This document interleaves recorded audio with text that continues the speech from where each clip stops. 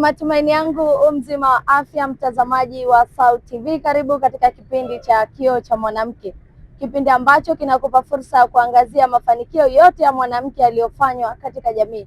Kwa siku leo ninayekuongozea kipindi hiki, jina langu ni Mariam Fakii, nikiwa na mada mezani, mwanamke anavyowezesha walemavu. Lakini nitakuwa naye mkalimani wa lugha ya alama kutoka jijini Mwanza, Subira Saleh Sabi.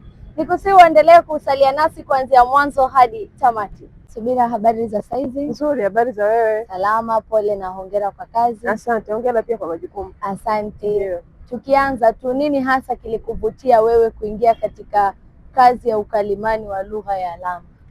Nafikiri kwanza naweza nikasema huenda ni Mwenyezi Mungu alitaka niingie katika ukalimani wa lugha ya alama. Kwa sababu gani? Nakumbuka nikiwa binti mdogo kabisa nasoma primary, nilikuwa nikiangalia kwenye TV, nikiona pembeni wanapofanya hivi mikono, nilikuwa nikivutiwa sana. Kwa hiyo nilikuwa nikikaa, watu wanaangalia sauti, lakini mimi nakaa naangalia kale kaskrini kadogo kwa ile primary vitendo. So wakati ninakuwa pia ninakaribia kumaliza elimu yangu ya msingi, kukawa kuna jirani ambaye ni kiziwi, ambaye hakuwa anajua hata hiyo lugha ya alama. Kwa hiyo alikuwa anaongea tu kwa vitendo hivyo, unaona. Lakini mimi nikana kwamba sijui ile kalama, akawa ananipenda sana yule kiziwi, japo hatuelewani kwa kitu chochote. Kwa hivyo nafikiri haya ndo mazingira aliweza kuandaliwa ili hatimaye niweze kuvuviwa, ili niweze kujifunza lugha ya alama na hatimaye kuwa mkalimani wa lugha ya alama. Kwa mtazamo wako, jamii ina uelewa kiasi gani kuhusiana na masuala ya lugha za alama ama namna ya kuzungumza na watu wenye uhitaji maalum? Kwa kweli tunaweza tukasema si sana, haijafika katikati, yaani ni kwenye ile nusu robo ya nusu. Unaona, kwa kweli jamii bado haina uelewa. Tukianzia tu hata wewe katika makazi yako unakoishi au katika mazingira yako ya kazi, ni watu wangapi wanajua lugha ya alama? Ni wachache sana. Ni wachache sana, si ndivyo? Na zaidi hata wanapoenda kupata zile huduma za msingi za kibinadamu, inakuwa ni changamoto kwao kuweza kuwasiliana ili wapate huduma stahiki kulingana na mawasiliano yao. Ili hapa tunafanya hiki kipindi ili watazamaji waweze kutuona, ni kwa sababu wanatusikia, si ndivyo? Ndio. Wanatusikia. Hiyo ni njia moja ya mawasiliano. Lakini kiziwi ili aweze kuelewa kila ambacho tunazungumza, labda aone vitendo, lugha yake ya alama inapozungumzwa, si ndivyo? Ndio anapata mawasiliano. Kwa hiyo imekuwa ni changamoto, hawapati huduma za msingi kwa sababu watu wengi hatujui mawasiliano ya lugha ya alama. Na umezungumzia kwamba ulianza kupenda masuala ya ukalimani tangu ukiwa mdogo. Sasa kwa upande wa familia yako, ulipowaambia kwamba jamani, mimi nataka nikasomee hichi kitu, alikupokeaje? Kwanza ningependa kusaidia kidogo. Kuna lugha ya alama na ukalimani. Ndio. Mimi nilipenda tu lugha ya alama. Na hata wakati najifunza, nataka nijifunze, nilijua ni lugha ya alama tu. Kwa hiyo nilienda kujifunza lugha ya alama. Lakini niko darasani, nimejifunza lugha ya alama, ndio nikaambiwa pia kuna kozi nyingine ya ukalimani. Ndio. Kwa hiyo unaweza mtu yeyote anaweza kujua lugha ya alama. Ndio. Si ndivyo? Hata wewe unaweza kutembea kumwambia mtu bai, hiyo ni lugha ya alama. Ukifanya mtu hivi, njoo, anaelewa ni lugha ya alama, si ndivyo? Sasa unaitumiaje? Kuna misingi ya kuitumia. Hapo ndipo nikaenda kujifunza kuhusu ukalimani, jinsi ya kutumia matumizi ya lugha ya alama. Na familia walikupokeaje? Waliniona ni mtu tofauti. Kama unavyosema jamii bado haijui. Mpaka leo wanaona kitu tofauti, wanahisi nina kipawa cha pekee sana. Ndio. Na kazi yako imewasaidiaje watu wenye ulemavu kuweza kuwasiliana na watu wengine? Wanajisikia furaha. Cha kwanza, kila sehemu ninapotembea nikikutana nao, hata leo asubuhi wakati tunawasiliana nilikuwa na kiziwi na hata tulizungumza. Ninapokuwepo mimi, ninajua misingi ya lugha ya alama inatumikaje, si ndivyo? Ndio. Sasa tukawa tunazungumza, lakini alipokuja mtu mwingine alibadilisha lafudhi. Nikamwambia kwa nini, akauliza yule mtu, kwa nini wakati unaongea na Subira mlikuwa hutoi sauti? Mimi nimekuja naanza kutoa sauti. Kwa hiyo nikamuelewesha kwamba anajua haujui misingi ya lugha yake. Kwa hiyo anang'ang'ana kutoa sauti ili umsikie anachozungumza. Lakini mimi anajua kwa sababu najua kutumia lugha ya alama, basi hatutoi sauti, tutatumia lugha ya alama peke yake na tutawasiliana vizuri. Ni changamoto zipi kubwa ambazo unazokutana nazo unapotekeleza kazi yako ya ukalimani? Changamoto ya kwanza ni ukalimani ni kazi. Ndio. Si ndivyo? Kwa hiyo changamoto ya kwanza nakumbana nayo ni kukutana na jamii ambayo haijui kwamba ukalimani ni kazi. Na kama tunavyojua kama ni kazi lazima upate chochote kitu. Kwa hivyo wanapojua anajua yani anaanza kusema kwamba hiki kitu hakijaandaliwa kifanyaje. Sasa unamwambia jamani, umemwalika MC, umemwalika DJ, umemwalika nini? Au uliwalika ufikie watapandaje mawasiliano? Unaona? Kwa hivyo changamoto hiyo imekuwa ni kubwa zaidi kwa jamii, kutoelewa kwamba hawa wakalimani kwanza tuko wachache lakini pia wana mahitaji gani ili kufacilitate kwa wao wenzetu ambao wana uhitaji. Kwa hiyo ndio changamoto kubwa, lakini changamoto nyingine unajikuta kwa sababu hawana mtu wa kuwasaidia mawasiliano. Unaona kama hivi unaweza kuwa kwenye ratiba zako, labda anahitaji huduma hospitali, ana mtoto wake labda amefukuzwa shuleni, anataka kwenda kuongea na mwalimu, anataka kwenda kuposa, anataka kwenda kufanya harusi, atamsikiaje mchungaji? Umeelewa Kwa hiyo unajikuta una ratiba zako za kawaida za maisha, lakini huyu anataka huduma. Ndio inabidi. Na anapotaka huduma una ratiba zako na yeye labda hana kiwango cha kukulipa.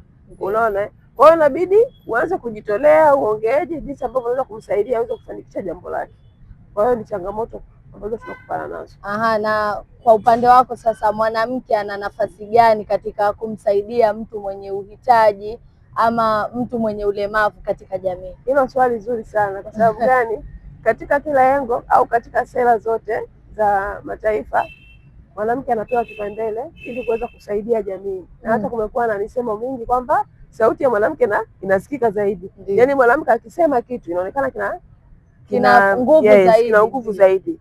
Kwa hivyo tukiwa kama wanawake, sisi tuwe ni sehemu ya kuwasaidia hawa wenzetu wenye ulemavu wa kusikia ambao ni viziwi. Tusimuone tukawa chanzo cha kumnyanyapaa au akose haki yake ya mawasiliano. Tuwe mabalozi wa kuwasaidia ili wapate haki yao ya mawasiliano. Ni kama tu sisi wanawake wengine tunavyolia tusikilizwe. Ndivyo? Tuna uwezo wa kuzungumza. Lakini huyu anazungumza kupitia lugha ya alama. Basi tuwe chanzo cha kuwasaidia wao pia wapate haki ya kusikilizwa. Na watasikilizwaje? Ni kupitia mawasiliano yao ambayo ni lugha ya alama. Ni mfano tu. Tuna wageni katika nchi zetu, mataifa mbalimbali. Si ndivyo? Wanakuja katika sehemu zetu za kazi. Tunatafuta tena kwa wololo watu mazingira mazuri ambayo tutaelewana nao. Awe ni sehemu ya biashara, awe ni katika hospitali, awe katika ni ngazi za maamuzi, kwa mfano mahakama na kadha wa kadha. Si ndivyo? Kwa hivyo kama tunavyowatendea wale, ndivyo hivyo pia na ndugu zetu hawa viziwi tuwatendee hivyo ili wapate haki yao ya msingi. Na tunajua kwamba hata katiba ya nchi inasema kuna haki ya mawasiliano kwa kila mtu. Bila shaka, umeona hilo ni jambo muhimu. Sasa wakati bunge likiwa linaendelea, kuna mbunge mmoja ambaye ni mwanamke pia alipendekeza kwamba ipo haja ya serikali kuanzisha lugha ya alama shuleni ama mtaala wa lugha ya alama shuleni. Je, kwa upande wako unahisi hii itakuja kuwa na faida gani hasa? Faida kubwa sana. Nikupe mfano kwa nini tunasema ni faida. Leo kwa mfano hapa katika upande wetu, mtu labda atoke vijijini, hapo anaongea lugha mama. Tuchukulie Kisukuma. Ndio. Anapoenda shuleni anajifunza lugha gani? Kiswahili. Bila shaka, si ndivyo? Anakuwa anaendelea kujua Kiswahili. Kwa hiyo sisi pia mitaala hii ikianzia chini kabisa, sisi tunapoenda shule tunaikuta na wenzetu kule tunawakuta, tunaendelea kujifunza lugha ya alama. Kesho na kesho kutwa umepanda daradara, utanikuta mimi najua lugha ya alama. Utamkuta konda anajua lugha ya alama. Utaenda hospitali utamkuta nesi, dokta anajua lugha ya alama. Utaenda sehemu mazingira yote wanajua lugha ya alama. Kama tunavyoona lugha ya Kiingereza, si ndivyo? Katika huduma zote inapatikana. Kwa hiyo hii itasaidia kuliko kutumia gharama kulipa wakalimani kila idara. Tukijua wote lugha ya alama itasaidia kuondoa hiyo changamoto. Na kwa upande wako sasa, unahisi jamii ina mwitikio kiasi gani kuwapokea nyinyi watu ambao mna kalimani pale ambapo mtu anakuwa hana uelewa, alafu nyinyi mnapoenda labda kuwapa elimu wanakuwa wanawapokeaje hasa? Wanapokea vizuri. Wanasema asifundishwe, ukifundisha anaelewa. Kwa hiyo asilimia kubwa kama ana moyo, anajua mahitaji ya mhusika, anapokea vizuri.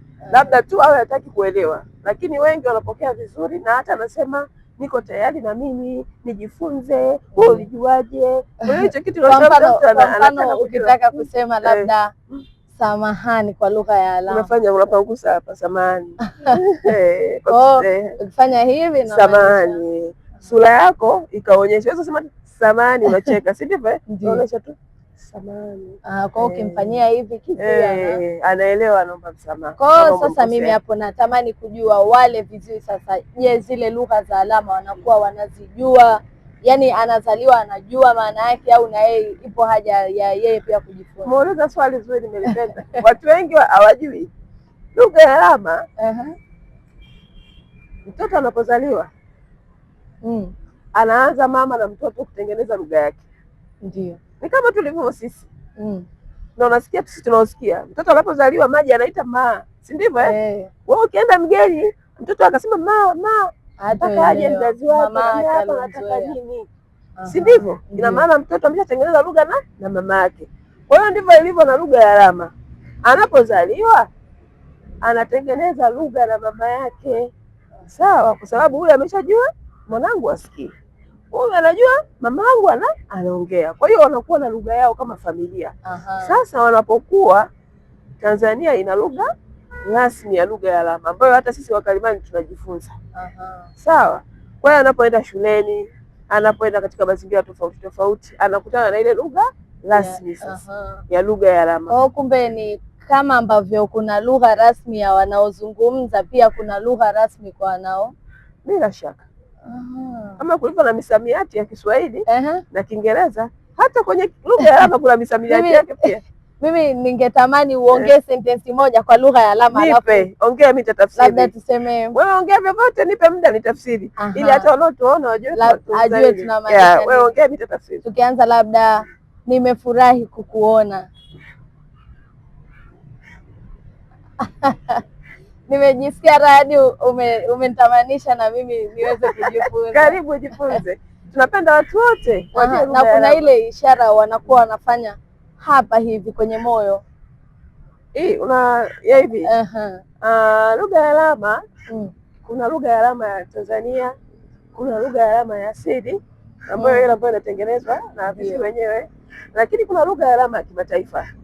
So kama uliona hivi, labda mtu anamaanisha anakupenda au ana upendo, si ndivyo? Ambayo mara nyingi hata mtu anaweza kutumia hivi, lakini kuonyesha hapa ni alama ya upendo, yanaonyesha ile kutoka moyoni. Sasa kwa kumalizia tu, ni ujumbe gani sasa ungependa kuwapa jamii na serikali ama na watu wote wanaokutazama, namna ya kuwasaidia watu wenye lugha ya alama ama watu wanaohitaji lugha ya alama, nyinyi wakalimani na watu wote wenye uhitaji maalum? Wito wako sasa unawapa wito gani? Wito wangu kusema kwa jamii nzima watambue kuna wenzetu ambao wana ulemavu wa kusikia, na limekuwa ni janga kubwa. Kuna walemavu wa kuzaliwa wanakuwa kidogo, na hata ukubwa, hata sisi tunaweza tukapata ulemavu wa kusikia. Kwa sababu ya mazingira yanayotuzunguka. Leo tunatumia hizi earphone, tunafanya kazi kwenye makelele na visababishi kadha wa kadha. Kuna wengine ni viziwi, walikuwa tu wazima lakini walipata ugonjwa wakawa viziwi. Kwa hivyo tukasema kwamba hatuwezi jua kesho subiri anaweza kawa kiziwi, si ndivyo? Kwa hiyo tunapowaona watu hawa, tuwe chachu ya kuwasaidia, wanapata haki yao ya msingi ya mawasiliano. Tusiwe sehemu ya kuwadidimiza wakakosa haki yao. Na hata watazamaji wanapotuangalia, kama wamewahi kuwa na ukaribu na kiziwi, kiziwi akijua una muendo, unampenda, huwa ni marafiki wazuri sana. Yaani kitu chochote kikitokea atakushirikisha, atakuuliza. Unaona? Kwa hiyo jamii tuwaweke karibu, tuwaelewe, tutengeneze mazingira ambayo yatawasaidia watuelewe hata kama hatujui lugha ya alama. Lakini pia kuna jamii wakijua huyu ni kiziwi, wanahisi wakipaza sauti sana atasikia. Jamani, kiziwi akiwa ni kiziwi hasikii, anasoma mdomo. Na ndio maana nakwambia muangalie usoni, ukimpa kisogo tu imetoka. Ongea naye kwa kumtazama usoni, panua mdomo wako, tamka maneno waziwazi, atakuelewa tu. Hata usitoe sauti kabisa. Na akijua unaongea naye kwa kupayuka, huwa hawapendi, anahisi unamwailisha na ulemavu wake. Unahisi unamvunjia heshima. Ni kama tu sisi tukiongea sauti ya kubwa inakwaza. Inakwaza, si ndivyo? Na wao pia wanakuwa hivyo. Lakini pia upande wa serikali tunaomba iendelee hizi jitihada zinazoendelea za kuifanya lugha ya alama iweze kutambulika kwa jamii katika nchi yetu. Tunaomba jitihada hizo ziende kuendelea na kwa nguvu zaidi, lakini pia yale matamko yanayotoka basi yawe na ufuatiliaji kuona kama yanatekelezwa kwa idara husika. Kwa hivyo kwa kufanya hivyo, sisi sote kwa ujumla tutakuwa ni sehemu moja. Ni kama tunavyotumia lugha ya Kiswahili kutambulisha utanzania wetu. Basi sisi sote tutumie lugha ya alama kutambulisha kwamba kuna jamii hii katika nchi yetu na duniani kwa jumla. Na mtazamaji wa SAUT TV, kufikia hapo sina la ziada kwa siku ya leo ndani ya Kioo cha Mwanamke. Nikukumbushe ulikuwa nami Mariam Fakii kuanzia mwanzo hadi sasa tunapoelekea tamati, nikiwa na mada mezani, mwanamke anavyowezesha watu wenye ulemavu, ambapo nilikuwa naye mkalimani wa lugha ya alama Subira Saleh Sabi. Nikutakie tu utazamaji mwema wa vipindi vingine kutoka hapa SAUT TV. Uwe na wakati mwema.